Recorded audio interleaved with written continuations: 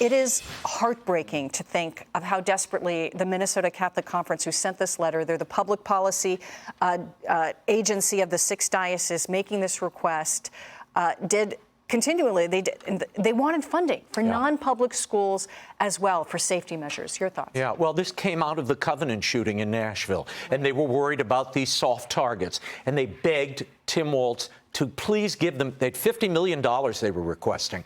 Those funds never made it to these schools.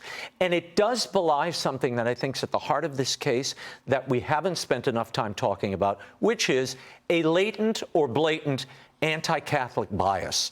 From Tim Walz and the way his administration handled this situation, denying these funds to these independent Jewish, Muslim, and Catholic schools, by the way.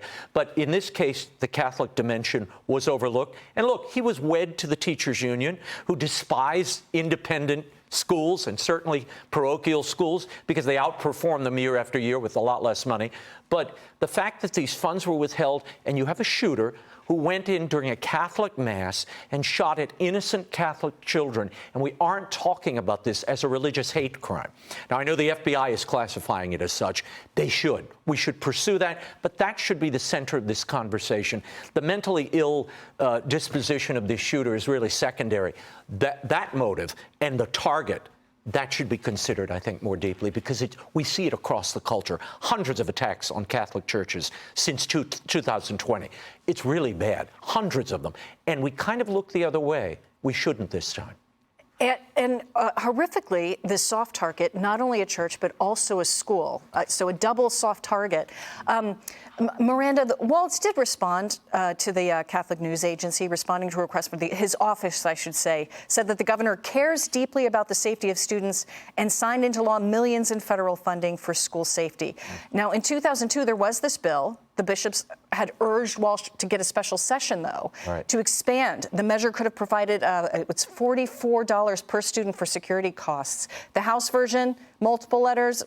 However, it didn't. That special session was never actually called.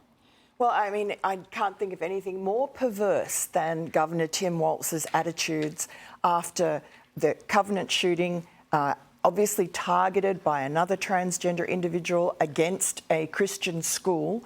It was obvious to everybody in the country. We were talking about the need to harden these soft targets and put in security.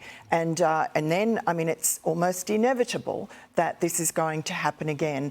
And for Tim Walz to have rejected the requests from the Catholic groups to put some money into this security, at the same time as he's pandering to the transgender political lobby by turning Minnesota into a transgender state, a sanctuary state transgender, and sort of championing the transitioning of children, minor children, calling it gender-affirming care. I mean, how has that worked out? It's not been good at all. It wasn't good for the shooter. He's complained himself about saying his mental health suffered because of the gender transitioning and the pot that he smoked, and he regretted it. He said, that made my brain break, and I regret it, and I wish I'd never gone down that path. And David, we want to get you in.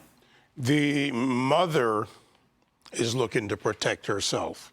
The possibility of liability, because remember, minor child, right? Yeah. Robert and all of that. And there's a possibility under Minnesota law that she could in some way be charged depending on how it all plays out. Now, that's untested in a lot of states, but it's not unknown to hold parents responsible where they're culpable in some form, whether civilly or criminally. So we don't know where that goes. The environment here, we're talking a lot about the symptoms and the aftermath. The fact is that there's an environment of not dealing with psychological or sociological issues combined, especially psychological, because it's still on the DSM-5, according to the American Psychological Association and experts, that this needs to be dealt with. Rather, they're dealing with the outcrop and then trying to blame or deflect from what really happened here. And this is a problem in society, not just in this recent tragedy. And we need to remember that families paid the price and will forever pay the price with their children gone. Even those that are critically wounded may live with wounds for a very long time.